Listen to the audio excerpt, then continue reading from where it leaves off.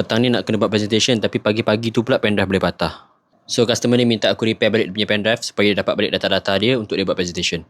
Customer ni pula agak urgent, so aku inform kat dia aku just repair mana-mana circuit pad yang rosak ni supaya dia boleh dapat baca data je. Dan untuk baca dia punya data hanya ada 2 circuit pad ni je yang aku kena repair.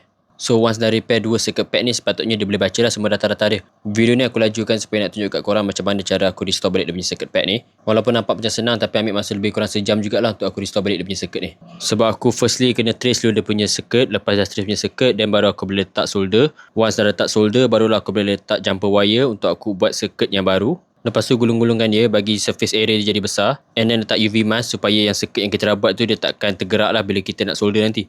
Lepas tu letak kepala USB yang baru. Kepala USB yang aku pakai ni sama macam yang asal, USB 3.0, tapi circuit yang aku sambungkan hanya 4 point tadi supaya dapat baca balik dia punya data je. Ok, so ni dah siap. So now aku akan pasang dekat laptop ni and kita akan test. Cucuk pendrive. And dah boleh detect. So kau boleh nampak lah Kingston Data Traveler tu, itulah dia punya device. And ni semua data-data dia semua dapat diselamatkan.